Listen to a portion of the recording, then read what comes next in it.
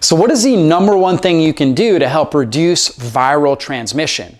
Well, we've been told it's things like wearing a mask, washing your hands, staying 6 feet apart. However, a new study actually reveals that it may have to do with your weight, your nutrition, and your exercise. And this is really something that I've been talking about for a long time.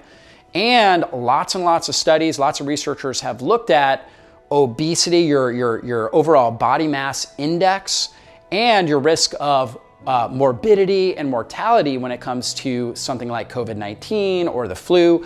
We know that people that have higher body mass indexes tend to be more hospitalized, have greater disability, higher risk of death when it comes to COVID-19 or really any sort of major viral infection that they get. However, what we hadn't looked at in great detail is the actual transmissibility or the contagion factor that's associated with your weight and your body mass index. And that's where this interesting study that was just published in the International Journal of Obesity, it's called The Correlation Between Body Mass Index and COVID-19 Transmission Risk. And it was actually done looking at a hospital, and what they were doing is contact tracing the different employees at the hospital and looking at who got infected by who.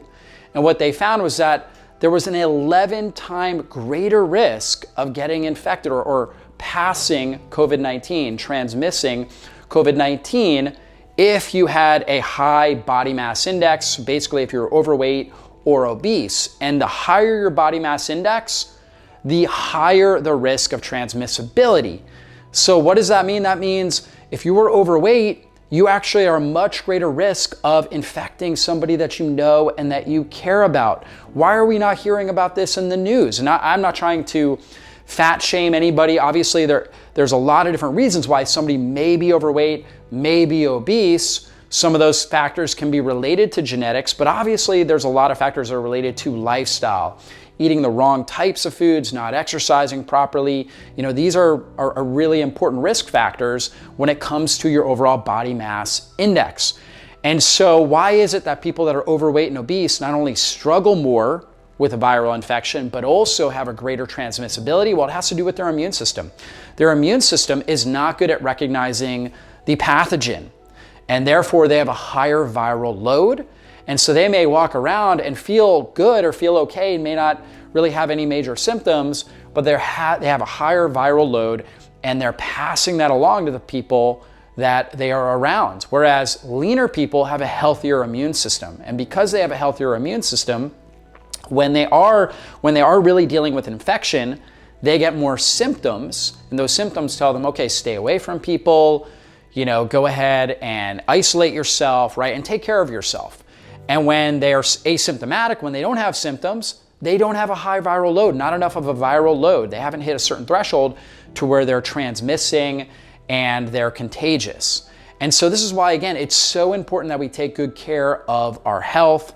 We really need to make sure we're eating the right foods, that we're exercising regularly, getting good sun exposure. I've talked a lot about how vitamin D and your vitamin D levels play a big role in your overall morbidity and mortality rate when it comes to viral infections like COVID-19.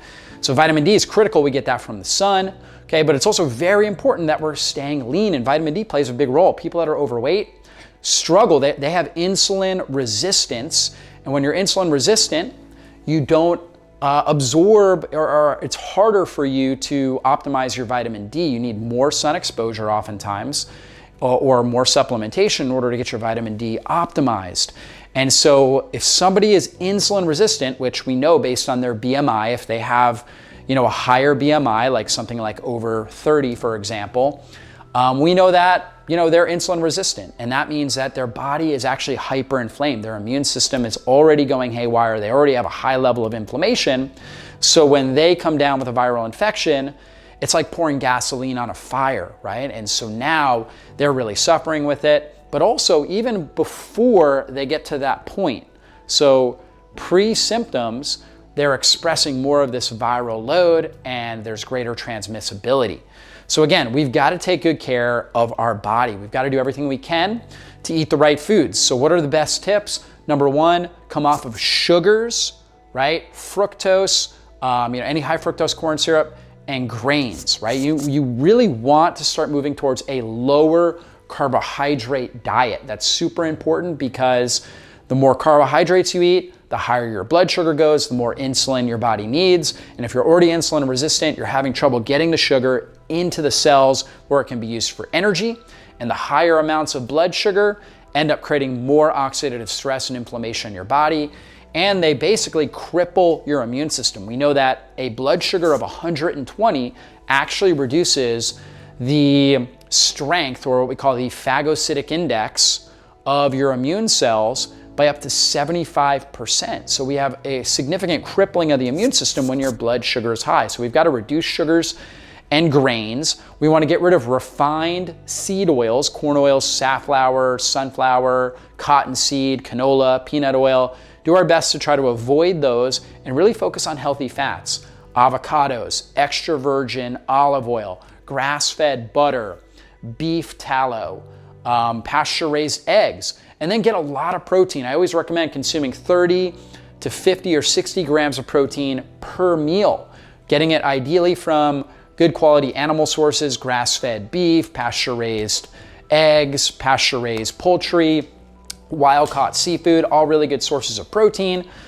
So we want to make sure we're getting a lot of protein, lots of colors in our food from colorful fruits and vegetables. That's also super important for your microbiome, supporting your body's natural immunity. We know that in the gut actually is a major area for our mucosal membranes. And when we think about our immune system, most of it is actually living in the mucous membranes of our respiratory tract and our gut. And so we really need to have a healthy microbiome. Those colorful fruits and vegetables really support that. The polyphenols that are in there support a healthy microbiome. And so that's super important as well. So getting those in, getting the protein, getting the healthy fats, making sure you're exercising, moving your body on a regular basis. I recommend lifting weights, doing some sort of resistance training. You could do your own body weight as well, but doing that somewhere between 3 to 5 days a week, getting out, getting a lot of activity, just moving around, maybe playing with your children, whatever it is, getting your body out, getting it moving is super important for your overall metabolic health and keeping your BMI under control and keeping it at a healthy level so you can have the optimal immune function, optimal metabolic health.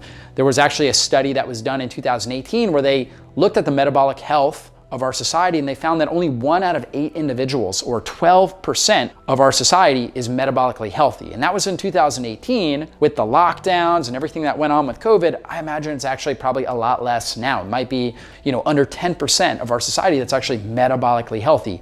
So you've got to start today. Start today to do what it takes to improve your metabolic health, not only for yourself, right, so you can improve your own health, but now we know that is one of the top things. It's probably the most important thing you can do to not infect other people this fall, this winter, and ongoing throughout your life with any sort of viral infection that could be potentially hazardous to them.